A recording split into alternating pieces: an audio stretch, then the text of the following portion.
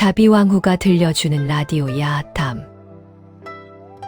담장을 넘은 달빛, 노비의 아내가 된 아가씨. 기록되지 못한 진실. 조선 후기, 이기준이 엮은 기이하고도 절절한 이야기 주머니 개서 야탐. 이 책에는 양반가의 비밀과 서민의 한이 뒤섞인 수많은 사랑이 기록되어 있습니다. 임금도 건드리지 못할 신분의 벽, 제 아무리 뜨거운 심장도 얼어붙게 만드는 예법의 쇠사슬. 그럼에도 불구하고 어떤 이들은 그 담장을 뛰어넘었습니다. 찢기고 피가 나더라도 그 너머에 있는 무언가를 향해. 오늘 전해드릴 이야기는 그 기록의 행간에 숨겨진 차마 다 적지 못한 어느 양반과 아가씨의 파격적인 생에 대한 이야기입니다. 이름은 설이. 한성판서댁의 귀한 보석이었으나 스스로 흙이 되기를 선택한 여인의 이야기. 지금 시작합니다. 설이의 방은 조선에서 가장 아름다운 감옥이었습니다. 황금빛 자수가 놓인 병풍이 사방을 에워쌌고, 창호지 너머로는 어머니가 직접 심어 가꾼 모란이 봄마다 요란하게 피어났습니다. 책상 위에는 언제나 먹이 갈려 있었고, 찻잔에는 제때 차가 채워졌습니다. 세상 어떤 곳에 내놓아도 부족함 없는 아가씨의 방이었죠. 하지만 설이는 알고 있었습니다. 모든 것이 갖춰진 이 방이 사실은 그녀의 발목에 채워진 황금 족쇄라는 것을. 비단이 많을수록, 병풍이 두꺼울수록 그 안에 갇힌 몸은 더욱 깊이 파묻힌다는 것을. 19살의 설이에게는 창가에 앉아 바깥을 바라보는 것이 하루 중 가장 큰 낙이었습니다. 그것만이 허락된 전부였으니까요. 혼례를 얼마 앞둔 봄날 저녁, 붉은 원삼이 방 한쪽 벽에 걸려 있었습니다. 혼례복이었죠. 석양빛을 받아 불꽃처럼 타오르는 그 붉은 빛깔이 설이의 눈에는 유독 짙은 핏빛으로 보였습니다. 아버지가 정해준 정혼자. 도성에서 소문난 사내였습니다. 소문의 방향이 좋지 않다는 것이 문제였지만, 기생집을 제 집처럼 드나들고 노름으로 가산을 탕진하고 접시를 두고도 부끄러움 하나 없다는 그 사내의 이름을 처음 들은 날, 설이는 밥을 삼키지 못했습니다. 설이는 거울 앞에 앉아 자신의 얼굴을 오래도록 들여다보았습니다. 19해 동안 가꿔온 얼굴. 아침마다 분을 바르고 저녁마다 기름으로 닦아내고, 어머니가 가르쳐준 대로 가지런히 빗어 올린 머리. 이 얼굴이, 이 몸이 그런 사내의 것이 되어야 한다는 생각이 들은 순간, 설이는 조용히 눈을 감았습니다. 차라리 눈을 뜨지 말까 싶은 밤이었습니다. 그때였습니다. 마당 끝에서 들려오는 어떤 소리가 설이의 귀를 두드렸습니다. 나무를 패는 소리. 힘차게, 망설임 없이. 복잡한 사연도, 체면도, 눈치 볼 것도 없이 그저 맡은 일을 해내는 소리. 판서댁 소속 노비, 돌쇠의 도끼질 소리였습니다. 설이는 창호지의 손가락 끝으로 조심스럽게 구멍 하나를 냈습니다. 땀에 젖은 무명옷, 거칠게 부푼 어깨, 도끼를 내리칠 때마다 팽팽하게 뭉치는 목의 근육, 그리고 그 모든 고단함에도 불구하고 꺾이지 않는 반듯한 허리. 설이의 심장이 처음으로 제 박자를 잃었습니다. 화려한 감옥 속에서 서서히 죽어가던 심장이 저 거칠고 정직한 소리에 화답하여 다시 뛰기 시작한 것이었습니다. 처음에는 눈빛이었습니다. 우물가에서였죠. 서리가 나인의 손을 잡고 마당을 가로지를 때 돌쇠는 항아리를 내려놓다가 실수로 물을 엎질렀습니다. 황급히 고개를 숙이는 그와 서리의 눈이 불과 2걸음 거리에서 마주쳤습니다. 찰나였습니다. 하지만 그 찰나는 유난히 길게 느껴졌습니다. 돌쇠의 눈에는 두려움이 있었습니다. 아가씨와 눈을 마주쳤다는 사실 자체가 이미 죄가 되는 세상에 살고 있는 사람의 두려움이었습니다. 하지만 서리의 눈에는 다른 무언가가 있었습니다. 서리 자신도 그것의 이름을 곧바로 알아채지 못했습니다. 다만 그날 이후 나인이 물을 길어오라 심부름을 보낼 때면 서리가 먼저 따라 나서겠다고 했습니다. 그것만으로도 충분히 이상한 일이었죠. 눈빛은 쌓였습니다. 멀리서 보내는 눈빛이 날이 갈수록 더 자주, 더 오래 머물렀습니다. 돌쇠는 서리가 창가에 있다는 것을 느끼면 절대로 그쪽을 보지 않으려 고개를 반대로 돌렸습니다. 그 애씀이 오히려 서리의 가슴을 더 뜨겁게 달구었습니다. 보지 않으려 애쓰는 사람이야말로 가장 간절히 보고 싶어 하는 사람이라는 것을 서리는 본능으로 알고 있었으니까요. 달빛이 유난히 밝은 어느 봄밤, 2 사람은 담장 그늘에서 처음으로 나란히 앉았습니다. 말은 거의 없었습니다. 서리는 자신이 무섭냐고 물었고 돌쇠는 무서운 것이 너무 많아서 다 말할 수 없다고 답했습니다. 서리는 자신도 그렇다고 했습니다.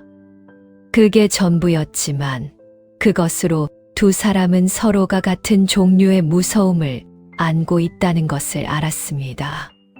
신분이 다른 2 사람이 같은 무서움을 나눈다는 것. 그것이 어쩌면 가장 위험한 시작이었습니다.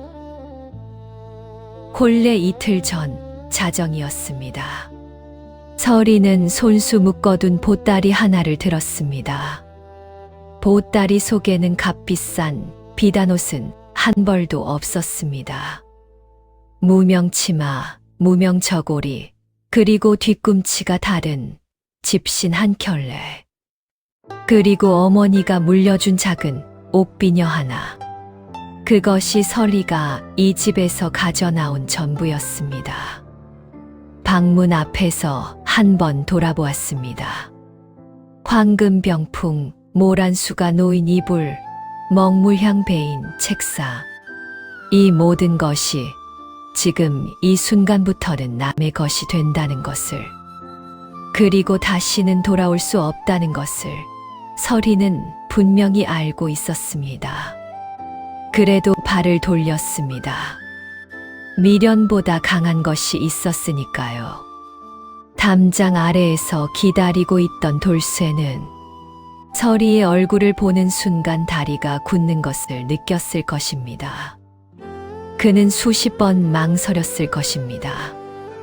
이것이 얼마나 무모하고 얼마나 위험하고 무엇보다 서리에게 얼마나 잔인한 결말을 안겨줄 수 있는지 뼈저리게 알고 있었으니까요. 돌아가라고 말하고 싶었을 것입니다. 아가씨, 제발 돌아가십시오. 그 말이 목구멍 끝까지 차올랐을 것입니다. 하지만 서리가 먼저 손을 내밀었습니다. 말 한마디 없이 그저 손을 내밀었습니다. 돌아가라는 말은 그 손 앞에서 힘을 잃었습니다. 돌쇠는 그 손을 잡았습니다. 2 사람은 남산 기슭을 지나 한양 성문 밖으로 빠져나갔습니다.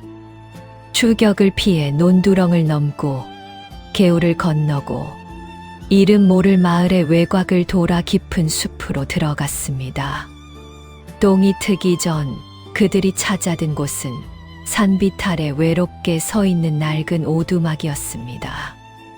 담장을 넘은 것은 단순히 집을 나선 것이 아니었습니다. 조선이 수백 년에 걸쳐 쌓아 올린 세상의 법도를 두 사람은 그 밤 맨발로 짓밟았습니다. 오두막 안은 달빛조차 제대로 들어오지 않는 어둠이었습니다. 낡은 집더미 위에 찌그러진 질그릇 하나, 귀퉁이가 부서진 나무 문차, 서리가 평생 앉아본 자리 중 가장 거칠고 가장 남루한 곳이었습니다. 그러나 이상하게도 처음으로 숨이 트이는 것 같았습니다. 거친 가마니자락이 바닥에 펼쳐지는 소리, 옷자락이 스치는 세밀한 소리만이 숨죽이듯 공간을 채웠습니다. 돌쇠는 구석에서 서리에게 등을 돌리고 있었습니다. 두 손을 무릎에 올린 채 어깨까지 바들바들 떨면서 자신이 저지른 일의 무게가 온몸을 짓누르는 사람의 떨림이었습니다. 이 아가씨를 여기까지 데려온 자신이 무슨 짓을 한 것인지, 그 죄의 크기를 헤아리느라 숨이 막혔을 것입니다. 그런 돌쇠에게 서리가 먼저 다가갔습니다. 차가운 손으로 그의 뜨겁고 거친 뺨을 어루만졌습니다. 이제 아가씨는 없다고, 그저 당신의 숨결에 기대어 사는 여인 하나만 있을 뿐이라고. 서리는 낮은 목소리로 말했습니다. 말이라기보다는 서약에 가까운 목소리였습니다. 하늘 앞에 고하는 맹세처럼 떨리면서도 단단한 다짐이었습니다. 그리고 서리의 손길이 스스로 묶은 옷고름을 조용히 풀었습니다. 그것은 연습한 손짓이 아니었습니다. 두렵고 낯설고 그러면서도 자신이 무엇을 하고 있는지 정확히 알고 있는 사람의 손짓이었습니다. 풀어진 옷고름 사이로 서리의 하얀 어깨가 달빛 한 줄기를 받았습니다. 문틈으로 간신히 비집고 들어온 그 빛이 서리의 눈빛 같은 살결 위에서 조용히 머물렀습니다. 돌쇠의 손은 한참 동안 허공에 떠 있었습니다. 감히 닿을 수 없는 것에 끌리는 사람의 손처럼 전진도 후퇴도 못한 채로 서리가 그 손을 직접 끌어당겨 자신의 뺨에 가져다 얹었습니다. 거친 손바닥, 나무 껍질처럼 굳은 손가락 마디, 장작을 패고 물을 깃고 가마를 짊어지며 한 생을 버텨온 손이었습니다. 그 손이 서리의 살결에 닿는 순간 서리는 짧게 숨을 들이켰습니다. 비단보다 더 섬세한 것이 있다는 것을 그 순간 처음 알았습니다. 억눌렸던 모든 것들이 눈물처럼 터져 나오기 시작했습니다. 아버지의 이름으로 묶여있던 것들, 예법이라는 이름으로 가둬두었던 것들, 아가씨라는 신분이 허락하지 않았던 것들, 그 모든 것들이 그 밤 달빛만이 비치는 낡은 오두막 안에서 두 사람의 온기 속으로 조용히 녹아들었습니다. 그것은 욕망이기도 했지만 무엇보다 자유였습니다. 두 사람이 뿌리를 내린 곳은 경기도 깊은 산골의 작은 옹기마을이었습니다. 거기서는 아무도 두 사람의 전생을 묻지 않았습니다. 어디서 왔는지, 무슨 집안인지, 신분이 무엇인지, 그저 흙을 빚을 수 있느냐, 가마를 돌볼 수 있느냐, 겨울을 버틸 수 있느냐, 그것이 전부였습니다. 서리는 스스로 마을 사람들에게 배웠습니다. 흙을 고르는 법, 발로 반죽을 치대는 법, 물레 위에 올려놓은 흙덩이를 두 손으로 천천히 일으켜 세우는 법. 처음 몇 달은 손이 찢어졌습니다. 흙 속에 모래알이 살을 갈아냈고 가마터에 열기가 얼굴을 달구었습니다. 어머니가 밤마다 정성 들여 발라주던 동백기름 냄새는 사라진 지 오래고 이제 손에서는 흙 냄새가 났습니다. 눅눅하고 쿰쿰하고 그러나 이상하게도 살아있는 냄새였습니다. 처음으로 혼자 빚은 온기가 가마 속에서 박살났을 때 설이는 그 자리에 한참 동안 쭈그리고 앉아 있었습니다. 깨진 조각들을 하나씩 집어드는데 손끝이 떨렸습니다. 그러나 울지는 않았습니다.